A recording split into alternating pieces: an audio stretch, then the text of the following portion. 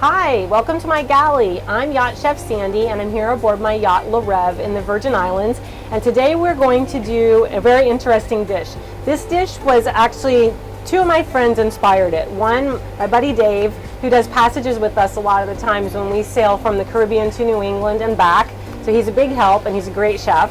And also my friend Teddy, who we made this dish together when she was aboard my prior boat as a charter guest. So thanks to both of you guys for the inspiration on this one. This has turned out to be a real charter favorite, and it's delicious and it's relatively easy, so it's got a lot going for it, okay? So shrimp etouffee. The first thing we're gonna do, you guessed it, we're gonna make another roux. We've made a lot of roux this season. So since we've done so many already, I have the ingredients here just to show you. But it's equal parts butter and flour. So I've already prepared the roux, and I've let this one cook a little bit longer so that it's a nice mahogany roux. It's a little bit darker, so it has a lot of depth of flavor and a lot of character, okay? So to that roux, we're going to start by adding our onion, our peppers, and our celery. So I have about a quarter cup of red, yellow, and orange pepper, so this is gonna be beautiful because I just have all those colors.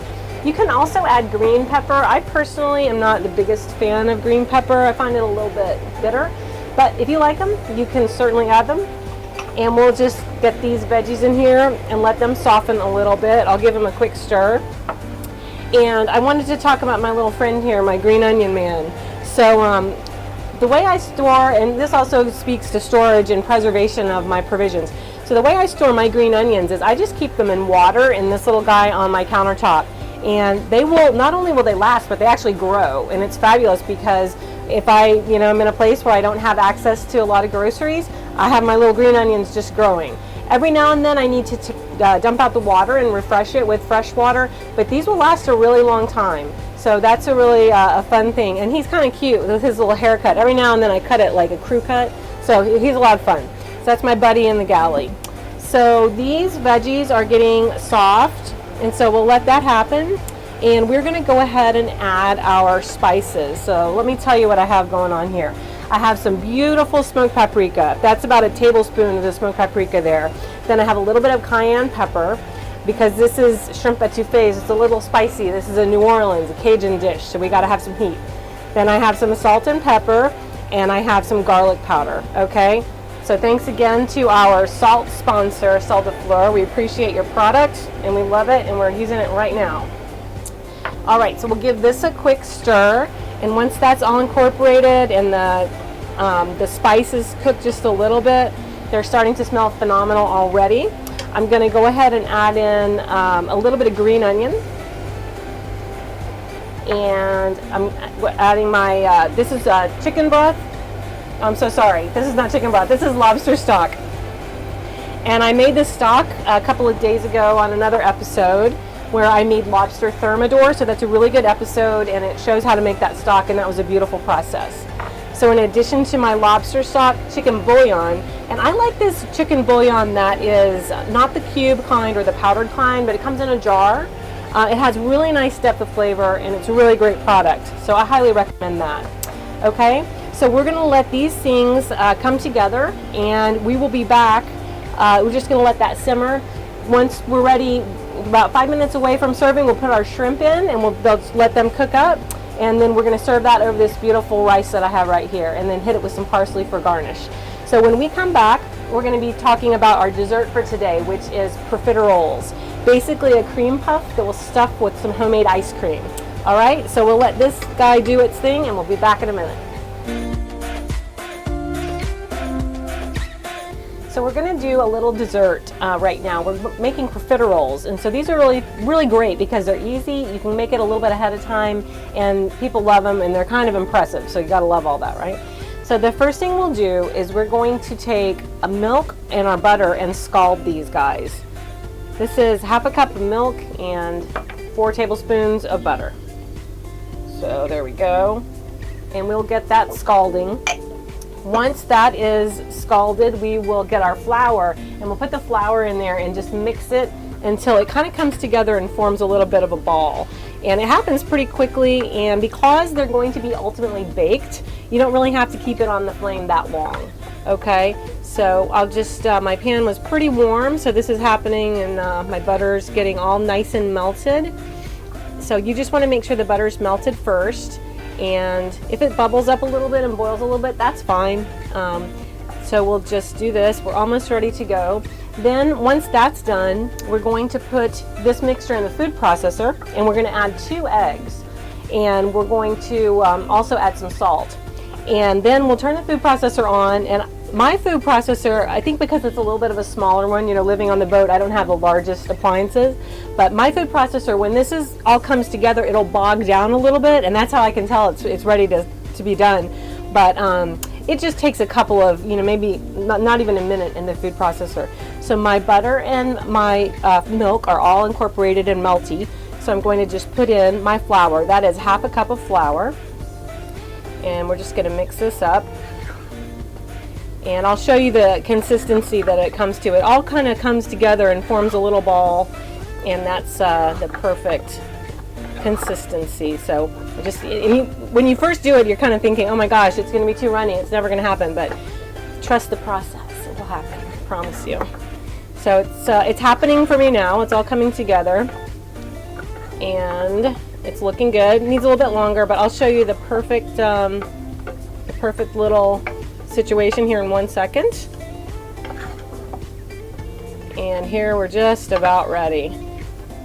All right, and like I said, we're going to bake these, so it's not like you need to, you know, really cook the flour at this point. This is just so that we get that beautiful little ball. And when I started, it was all runny and watery, so that's why I was saying, like, it seems like this is never going to happen, but it happens. Okay, so now we'll just put this in the work bowl of our food processor. Let's make sure my blade is in there, which it is. So here we go, and I put the egg in and I turn on the processor quickly. I don't normally have any trouble with this cooking the egg, so I think we'll be all right. Sometimes I put the salt in with the liquid ingredients, but it'll be fine as well just to put it in right now. So put this in here and I'm going to get ready to go. And here go the eggs. And let's listen and see if we can hear the machine bog down a little bit. All right, here we go.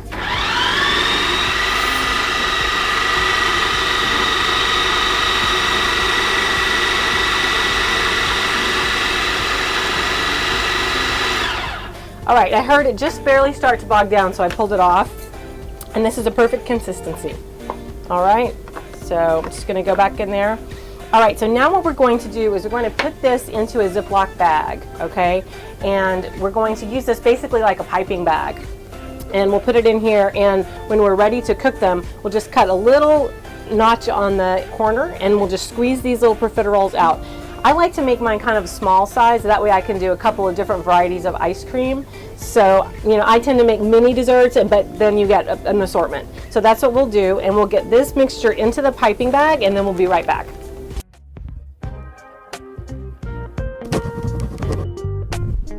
Experience the wonder of a holiday at sea in the Virgin Islands or New England on your very own private yacht. You'll experience a fantasy-filled week of white sand beaches, amazing sunsets, gourmet meals, and the best time you can possibly imagine. Make memories with your friends and family that you will never forget.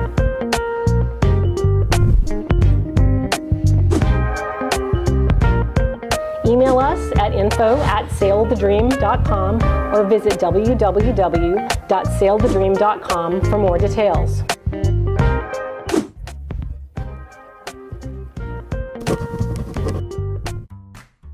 Have you ever said, I'll take that dream vacation someday? Well, at Cool Cat Charters, someday is now. We offer all-inclusive private yacht charters at every price point, for the more budget-minded traveler up to a full luxury experience. Come celebrate your special occasion or just schedule a family getaway in the gorgeous Caribbean islands. Sail the beautiful islands of the Caribbean and see why so many people just can't get enough. Visit coolcatcharters.com to see a listing of our featured yachts, or contact us to learn more about the many other sailing and motor yachts available for charter in the islands.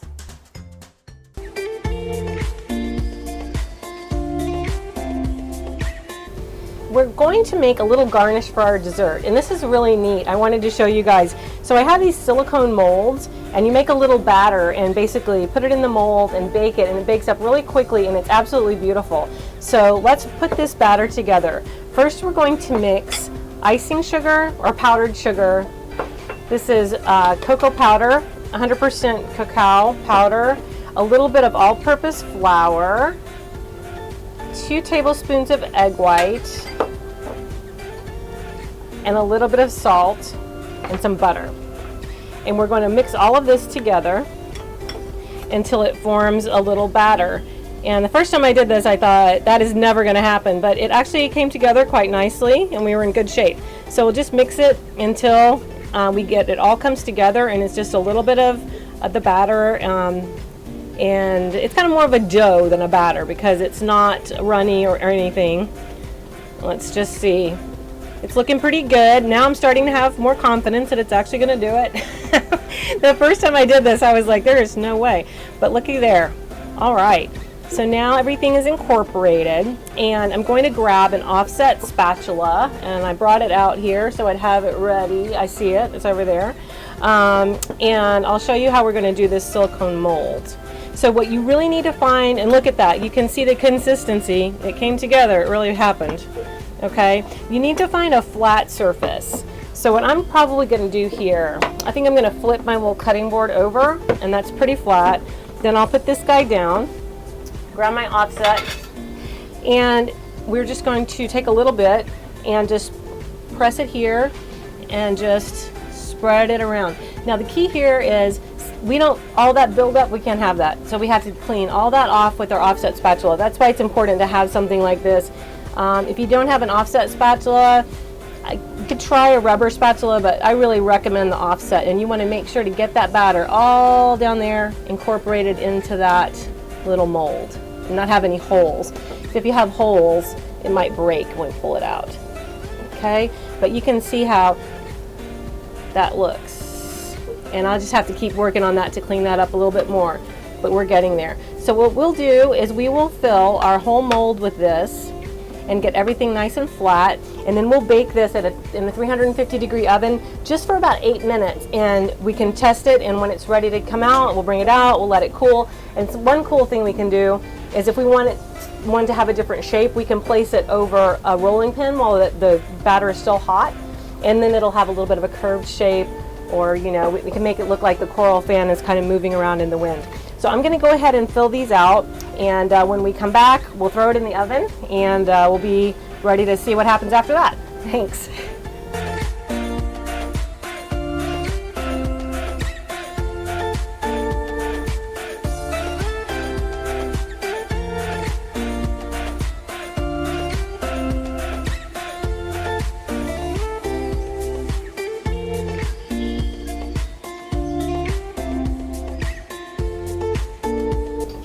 Hi, so we're back, and I went ahead and baked off our garnishes, and they came out beautifully. So you can see that they're baked. I can touch it, and you know it's dry to the touch. And if I carefully bring it out of my mold, it's absolutely gorgeous. So here I draped a couple of them on my rolling pin so that these have a little bit of a curved shape to them. So that just looks a little bit more natural. So that's kind of fun too. So I just wanted to show you guys how cool that is. I really am excited about these molds. And yeah, it's a lot of fun. So we'll use this with our dessert, and I love to use these when I'm using like a whipped cream or something white that you really will pop, the color will pop. You can also do savory versions of these. This one is a chocolate twill, but you can certainly do a savory version as well. All right, so let me go ahead and just get this one. See, one of them broke on me, but you know, that happens, so just make a couple extra just in case. No big deal. All right, but we certainly have plenty of good ones to use. So the next thing we'll do is I'm going to pop my shrimp into my etouffee base over here and just let that cook up. The shrimp will cook up pretty quickly, you know, 5-7 minutes probably. It's pretty hot over here. So I'll pop these in. I'm gonna give my hands a really good wash, and we'll move on to piping our profiterole batter onto our sheet pan. So let me get these little shrimp going. Okay. And give it a quick stir, and then I'll go wash my hands. 1 second. Just give them a good lather. That would be food safe. All right.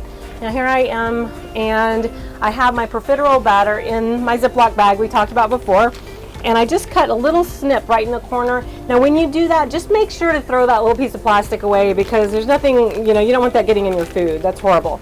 So just grab onto this, and I like to kind of put the tip real close to the pan and just squeeze and press down a little bit and squeeze.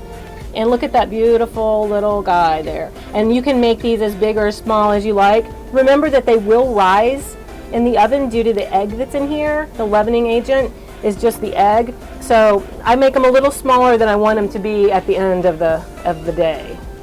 And this batter, you should rest it in the fridge for at least 30 minutes. But the beauty of it is you actually can let it rest overnight.